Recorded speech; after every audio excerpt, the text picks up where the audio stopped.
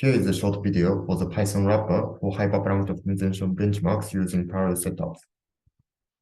Recently, many researchers performed single-worker optimization experiments using chip-to-query benchmarks, such as tabular or surrogate benchmarks, and it significantly reduces runtime of experiments.